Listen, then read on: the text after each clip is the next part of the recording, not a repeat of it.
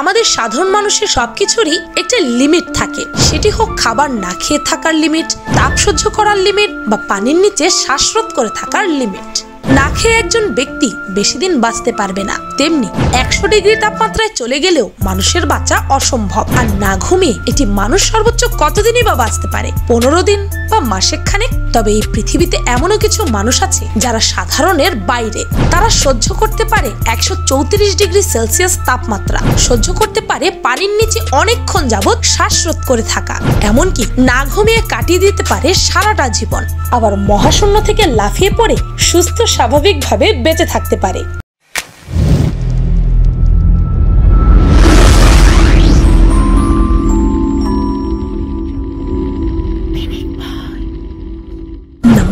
আজীবন ঘুমহীন মানুষ প্রতিদিন ঘুমাবে, এটাই তো স্বাভাবিক। তবে কিছু কিছু মানুষ ইনসমনিয়ার কারণে মাঝে মাঝে ঘুমাতে পারে না, কিন্তু তাই বলে দীর্ঘ 40 বছর না ঘুমিয়ে থাকা কি সম্ভব?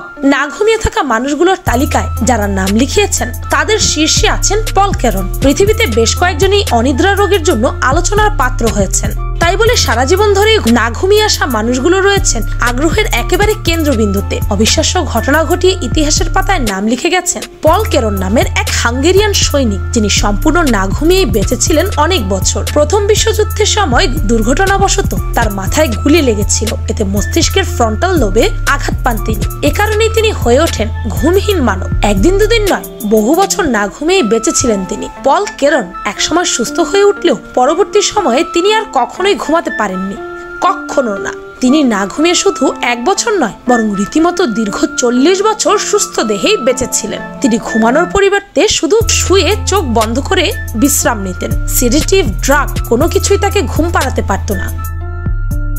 নাম্বার 2, পানির নিচে কিছুক্ষণ থাকলেই তো অবস্থা খারাপ হয়ে যায়, মনে হয় যেন দম আটকে যাচ্ছে। কিন্তু 24 মিনিটের বেশি সময় ধরে শ্বাস প্রশ্বাস ধরে রাখতে পারেন 54 বছর বয়সী ক্রোয়েশিয়ার বুদিমির বুদা সোবাত। বিশুদ্ধ অক্সিজেনের ওপর হাইপার ভেন্টিলেশন করে কয়েক মিনিট অতিবাহিত করার পর সোবাত বাতাসে না এসে প্রায় আধা ঘন্টা পুকুরে কাটিয়েছেন। এটা নিছক মানুষের জন্য একটা অসম্ভব সাফল্য বলে মনে হচ্ছে, কিন্তু ক্রোয়েশিয়ার দুঃসাহসীদের জন্য এটা বছরের পর বছর ধরে প্রশিক্ষণের মুকুট অর্জন। কয়েক বছর আগে বুদিমির তার আবেগ, শরীর চর্চা এবং স্ট্যাটিক ডাইভিং কে আলিঙ্গন করেছিলেন। শীঘ্রই বিশ্বের শীর্ষ 10 স্থির ডাইভারে পরিণত হন। তিনি 3 বছর আগে 24 মিনিটের বাধা ভাঙতে সক্ষম হন। তবে এই সপ্তাহে তিনি নিজের গিনেস রেকর্ডটি 24 মিনিটে ভেঙে দিয়েছিলেন। 24 মিনিট এবং 33 সেকেন্ড পানির নিচে ডুবে ব্যয় করেন তিনি। 3, মহাশূন্য থেকে লাফ। পাখির মতো আকাশে ওড়ার স্বপ্ন দেখে মানুষ বিমান বানিয়েছিল, আবার পাখির মতো আকাশে ক্ষণিক ভেসে থাকার জন্য বানিয়েছিল প্যারাশুট, যা আজকের দিনে বিমান দুর্ঘটনা থেকে রক্ষা পাওয়ার প্রধান সম্বল। সাধারণত স্কাইডাইভিং এর ক্ষেত্রে 10,000 থেকে সর্বোচ্চ 14,000 ফুট উচ্চতা থেকে লাফ দেওয়া হয়, আর সেনাবাহিনীতে 15 থেকে 35,000 ফুট ওপর থেকে লাফ দেওয়া হয়। এত ওপরে অক্সিজেনের চাপ কম থাকে বিধায় অক্সিজেন সিলিন্ডার ও মাস্ক ব্যবহার করা হয়। অস্ট্রেলিয়ান ফেলিক্স বামগার্টনার 2012 সালের 14 অক্টোবর বিশেষ নির্মিত হিলিয়াম বেলুন ও ক্যাপসুলের সাহায্যে আকাশে উঠলেন। 1,28,000 ফুট উচ্চতায় উঠতে তার প্রায় 2.5 ঘন্টা সময় লেগেছিল। যুক্তরাষ্ট্রের নিউ মেক্সিকোর রসওয়েল ইন্টারন্যাশনাল এয়ার সেন্টারে মিশন কন্ট্রোল রুমের সাথে শেষবারের মতো যোগাযোগ করলেন ফেলিক্স। নিজের হেলমেটের radio connection, oxygen supply system পরীক্ষা করলেন। ধীরে ধীরে ক্যাপসুলের সিঁড়িতে এসে দাঁড়ালেন ফেলিক্স। কথাটা বলি ফেলিক্স বামগার্টনার সামরিক কায়দায় একটা স্যালুট ঠুকে দিলেন লাফ। যেন তেন লাফ নয়, ফেলিক্সের আগে এত উচ্চতা থেকে কোনো মানুষই লাফ দেয়নি। ভূপৃষ্ঠের 39 কিলোমিটার ওপর থেকে লাফিয়ে পড়েছেন তিনি। 39 কিলোমিটার উপরে উঠতে তার প্রায় 2.5 ঘন্টা সময় লেগেছিল, কিন্তু লাফ দেওয়ার 10 মিনিট পরে তিনি প্যারাশুটের মাধ্যমে নিরাপদে নিউ মেক্সিকোর মরুভূমির বালি স্পর্শ করেন। নাম্বার 5, পানি ছাড়া 18 দিন। 1994 সালের অলিম্পিক ম্যারাথনের দৌড়ে অ্যালবার্ট সেলেজার 8% বডি ওয়েট কমিয়েছিলেন। তিনি প্রতি ঘন্টায় 100 আউন্স দৌড়েছিলেন। এত বেশি দৌড়ানোর ফলে তার শরীর প্রচুর পরিমাণে ঘেমে অনেক বেশি ডিহাইড্রেট হয়ে পড়ে। এখন যদি বলি আপনি পানি পান না করে কতদিন বাঁচতে পারবেন? 2 দিন পরই হাঁসফাঁস শুরু করবেন, তাই না? কিন্তু 1979 সালে অস্ট্রেলিয়ান এক শ্রমিক বাসার কাজ করার সময় ভুলে লক হয়ে গিয়েছিল। তখন সে পানি পান না করে একটানা 18 দিন পর্যন্ত বেঁচে ছিল। কিন্তু কিভাবে এটি সম্ভব হলো, বিজ্ঞানীদের কাছে এটি আজও একটি প্রশ্ন। নাম্বার 6, না খেয়ে বেঁচে থাকা। কোনো কিছু না খেয়ে মানুষ বেশি দিন বেঁচে থাকতে পারে না, তবে প্রাণী ভেদে বাঁচার দিন কম বেশি হয়ে থাকে। কিছু প্রাণী আছে যারা শরীরে খাবার জমিয়ে রাখে, যা দিয়ে তারা বেশ কিছুদিন পর্যন্ত বেঁচে থাকতে সক্ষম। আবার দেখা যায় যে ছোট ছোট প্রাণীদেরই বেশি খাবারের প্রয়োজন পড়ে। যেসব প্রাণীর শরীরে গরম রক্ত থাকে তাদের দেহে খাবার খুব তাড়াতাড়ি ফুরিয়ে যায়, যেমন মানুষ।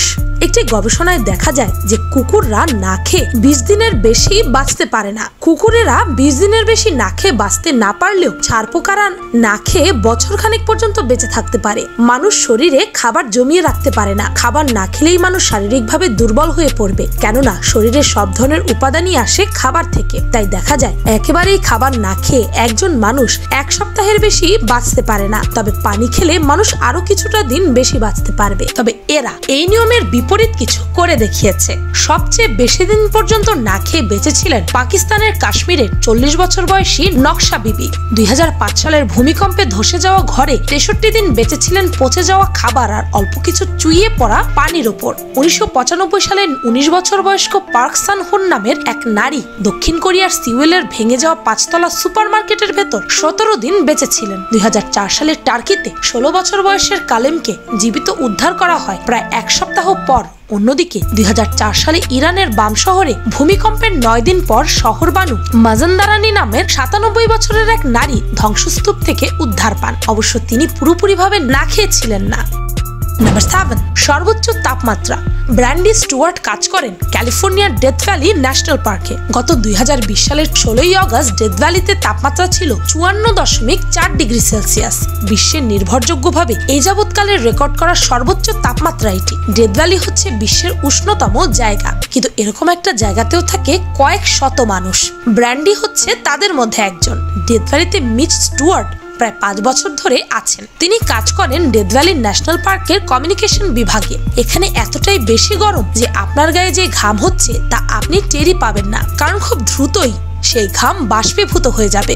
ঘামে যখন কাপড় ভিজে যায় সেটা টের পাওয়া যায়, কিন্তু গায়ের চামড়ায় ঘাম শুকিয়ে যায় খুব দ্রুত। এই বিষয়টিতে অভ্যস্ত হয়ে উঠতে তাদের সময় লেগেছে। গ্রীষ্মের সময় তাদের বেশিরভাগ সময় ঘরের ভেতরেই কাটাতে হয়, তবে অনেকে পাহাড়ের দিকে চলে যায়, সেখানে তাপমাত্রা একটু কম। যখন লোকে এতে অভ্যস্ত হয়ে যায় তখন এটা স্বাভাবিক বলেই মনে হয়। তখন তাপমাত্রা 80 ডিগ্রি ফারেনহাইটের নিচে নামলে সেটাকেই মনে হয় খুব ঠান্ডা। Number 8, wing Waker. 60 বছর পেরোলেই তো সাধারণত মানুষ কর্মজীবন থেকে নিজেকে গুটিয়ে নিতে শুরু করে। যাবতীয় ঝুটঝামেলা থেকে দূরে গিয়ে নিভৃতে জীবনের শেষ অধ্যায়টা কাটিয়ে দেওয়াই তখন একমাত্র বাসনা হয়ে দাঁড়ায়। আর বয়স 80 থেকে 90 পেরোলে মৃত্যুর জন্যই প্রহর গোনা শুরু হয়ে যায়। তবে যুক্তরাজ্যের থমাস লেকি এক্ষেত্রে সম্পূর্ণই ব্যতিক্রম। 2010 সালের নভেম্বর মাসে তার বয়স যখন 90 বছর, গিনেস বুকের নাম ওঠাতে তিনি চড়েছিলেন উড়ন্ত বিমানের ডানায়, যা তাকে পৃথিবীর প্রবীণতম উইং ওয়াকারের পরিণত করেন। সত্যি ওনাকে সুপার হিউম্যান না বলে পারাই যাবে না। নাম্বার 11, দীর্ঘায়ু। মানুষের গড় আয়ু কত? এটা নির্ভর করে দেশ, কাল এবং আবহাওয়ার উপর। সর্বোচ্চ না হয় 80 বছরই হবে, কিন্তু সেই বয়সটা যদি 100 ছাড়িয়ে যায় তাহলে হ্যাঁ, এই ছবির মানুষটির বয়স ঠিক তাই। হাতে গিনেস ওয়ার্ল্ড রেকর্ড ধরে থাকা আলেকজান্ডার সবচেয়ে দীর্ঘায়ু লাভ করা ব্যক্তি। 1939 সালে নাৎসি বাহিনী তার মাতৃভূমি পোল্যান্ড দখল করে নিলে তিনি সেখান থেকে পালিয়ে আসেন এবং ভাগ্যক্রমে বেঁচে যান এতগুলো বছর। যদিও এমনটা সচরাচর দেখা যায় না, তাই উনিও জায়গা করে নিলেন আজকের ভিডিওতে। হেই, হোয়াটস আপ এভরিওয়ান। পিনিক পাই সাইকোলজির নতুন ভিডিওটি আপলোড হয়ে গেছে। সেই ভিডিওটির টপিক হচ্ছে ভালোবাসা মানুষের ব্রেইন এবং শরীরকে কিভাবে পরিবর্তন করে দেয়। সেই ভিডিওটি দেখে আসতে ভুলবেন না যেন।